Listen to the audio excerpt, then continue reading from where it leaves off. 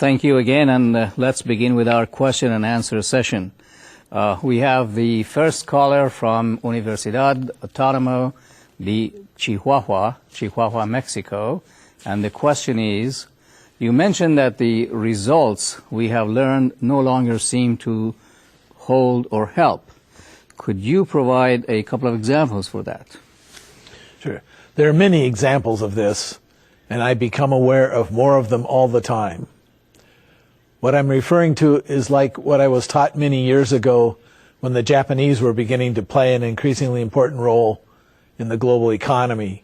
And people said things like, don't worry, all they can basically do is copy well and make cheap goods like toys. This is also very similar to what we now say about the Chinese.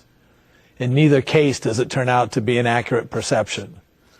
Both countries have shown the ability to innovate and to manufacture goods that are among the world's best and highest quality. A similar principle might apply to the attitude that in the United States of America, we make the best products in the world, that we have the best health care, or that we are the smartest people.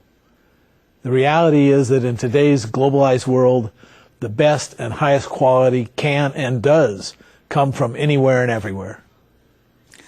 Thank you. We have a second question from Universidad Ricardo Palma, URP in Lima, Peru, and the question is, in many cultures, significant change and reinvention is very difficult, and quite often leaders and managers consider the cost to be too high for the benefits that it may bring in the short and medium terms. What do you say about this? I'm sympathetic to your question and concerned about our ability to make the necessary changes when faced with the forces for change. But I guess what I'm trying to show is that the need for change faces all of us. Thus, all of us need to both develop ways to reinvent ourselves when the situation requires it, that is, be flexible and be willing to adapt our traditional ways of operating, to model for others what is required of them, as well as reinvent our organizations and their procedures and practices. One thing that I think helps with this reinvention is a willingness to seek collaboration with others in order to create new ways of seeing the situation and new ways of dealing with it.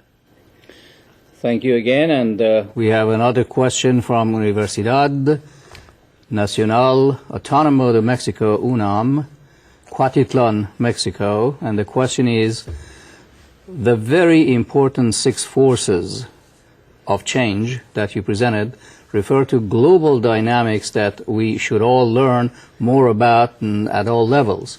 How do you suggest we go about this kind of learning?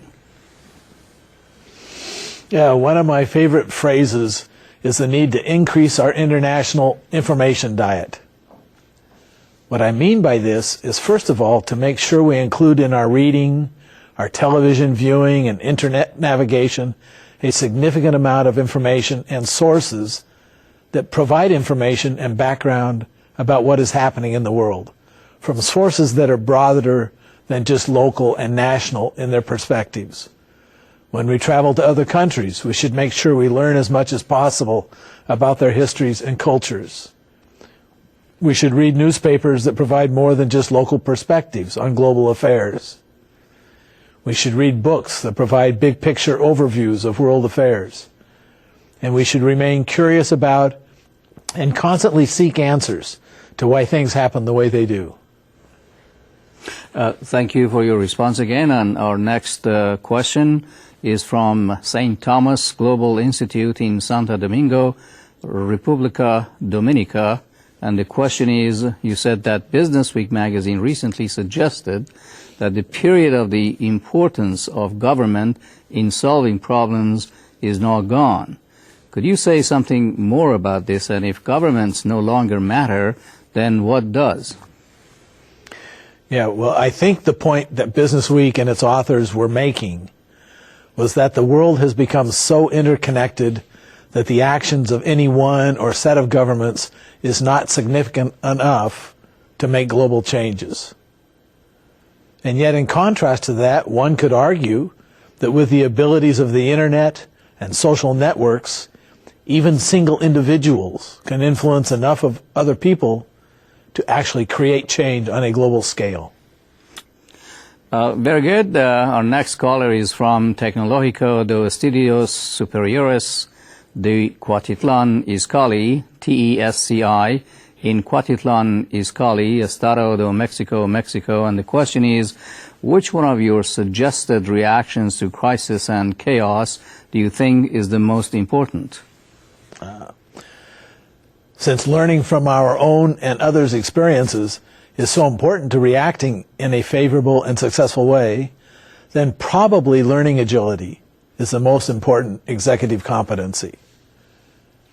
With this skill, you can learn the flexibility and adaptability that gives you the resilience to be able to recover from surprises that challenge you in your organization. And with this, you are likely to be more optimistic about your chances for success.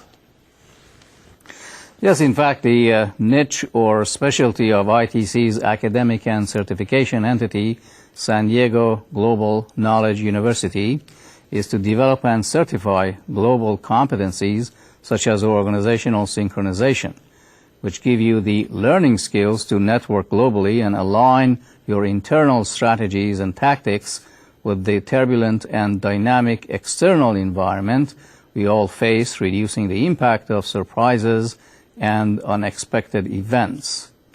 I invite you all to visit the website www.sdgku.com and consider enrolling in one of our more of its unique online programs. Our next question is from Comisión Federal de Electricidad, CFE, Subdirección de Generación in Mexico City, Mexico. And the question is, the growing online and network education industry is a good example of gradual reinvention and synchronization of a very traditional sector of society to a new world in urgent need of new knowledge and global competitiveness. Do you agree with this assessment? Yeah, I think you are right. And this is also a very good example of how entrepreneurs and private enterprise tend to be more agile and progressive than governments and public institutions, which always tend to struggle with change and with innovation even when these are needed and demanded by society. The largest and most successful online universities in the U.S. today are private, including University of Phoenix and Ashford University, and they are in the process of strengthening their academic quality and standards as they solidify their operations and service. Great. Our next question is from Tianjin College of Commerce, TCC, in Tianjin, China, where ITC just held its 17th annual meeting of member organizations. Thank you also for participating in this program, and the question is, would you say that the nature of leadership for reinvention has changed in recent years, or just its protocols and methods? Yeah, I think it has changed to the extent that society now expects successful leaders to do much more than just motivate and communicate. They must demonstrate increased global knowledge and increased sensitivity to the diversity of our communities, clear vision and purpose for what is needed in reinvention, and a solid commitment to sustainability and protecting our environment. The new generations will increasingly demand this around the world, regardless of their political or ideological systems. Because of this new reality, interdisciplinary graduate-level leadership education and training programs must be enriched and expanded around the world in our universities and human resources institutions in general to develop these key dimensions and competencies that are now expected of our leaders. Our next question is from Universidad Tecnológico de Nezahualcóyotl, UTN, in Nezahualcóyotl, State of Mexico, Mexico. And the question is, the proliferation of telecommunications and information technologies in our society is a major driver of globalization and a strong force for change and reinvention. Do you think all leaders should embrace this phenomenon? Absolutely. Leaders that do not have the vision and the competence to incorporate these new technologies in their endeavors will not succeed or even survive. Speaking again of our young generations, they are already demanding this at all levels. I believe technology is in the heart of the reinvention of our new world reality, which will increasingly push us all to work and live primarily at a distance within human networks of collaboration and exchange rather than in face-to-face environments like in the past. In this regard, I commend the pioneering work of Dr. Miguel Cardenas, ITC founder and president, who published the first international standards for distance and network collaboration more than a decade ago. And these have been the core of the distance activity certification program for coordinators, instructors, and consultants, which San Diego Global Knowledge University now offers online in both English and Spanish languages globally. Thank you for your response. I would like to make a reflection and pose a question.